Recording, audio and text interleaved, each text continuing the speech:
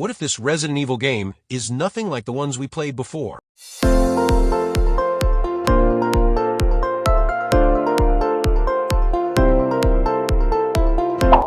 Hi, I'm NovaBlaze. Welcome to this video. Today we're talking about the upcoming Resident Evil game, Resident Evil Requiem. As you know, this new title is coming very soon, and many fans are curious about what kind of experience we're going to get. So in this video, I'll share everything we know so far and take a short look at the history of this legendary series. Resident Evil is a game series by Capcom that started in 1996 as a survival horror action game.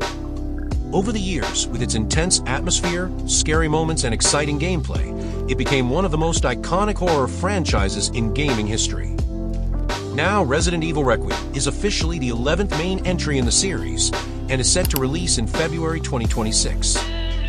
One of the most interesting things about this game is that it has a completely new story and atmosphere, so even new players can enjoy it without knowing the previous games. In other words, beginners won't feel lost while playing. But what really makes this game different? According to the latest news, the game will support both first-person and third-person perspectives. This means Capcom is respecting the classic style while also keeping the modern direction of recent Resident Evil titles. Another big change is that the story takes place in a living and crowded city environment, unlike many previous entries. The game is set in Raccoon City, the iconic location of the series. The main characters are Leon S., Kennedy, and Grace Ashcroft. Leon is a familiar face from Resident Evil 2, 4, and 6, while Grace is a federal agent and the daughter of Alyssa Ashcroft from Resident Evil Outbreak. Grace is investigating mysterious murders in Raccoon City, and Leon helps her using his past experience in dangerous missions. The main antagonist of the game is a strange new character named Victor Gideon, who constantly follows Grace and stands in her way. Many fans believe he may be connected to the Umbrella Corporation and could still have access to its resources. Capcom also decided not to overload the game with too many old characters, learning from the mistakes of Resident Evil 6. The developers confirmed that the combat system will feel different, and the horror elements will be stronger thanks to the dual camera modes. The gameplay is expected to last between 20 to 40 hours, with Leon and Grace having almost equal playtime. The game will not be fully open world, staying true to the classic structure of the series. There will also be a DLC focused on Alyssa Ashcroft, revealing more about Grace's past. Leon is now in his 40s, still physically strong, and even drives a Porsche in the game. Players can also use legendary weapons like the chainsaw and axe. On the other side, Victor Gideon remains mysterious, and his role will create serious challenges for the player.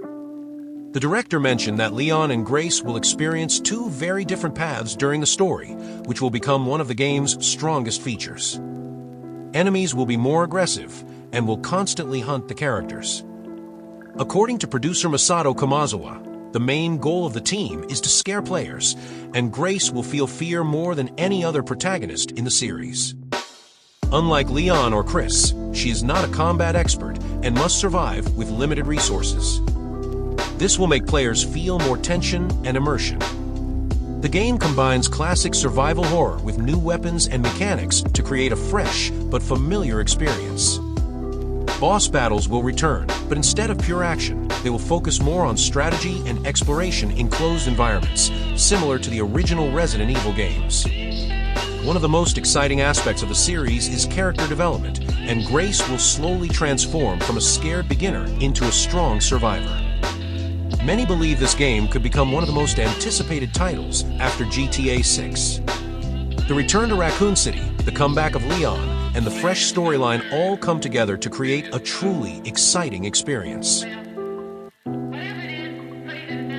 Thank you for watching. Don't forget to like and subscribe. See you in the next video. Goodbye.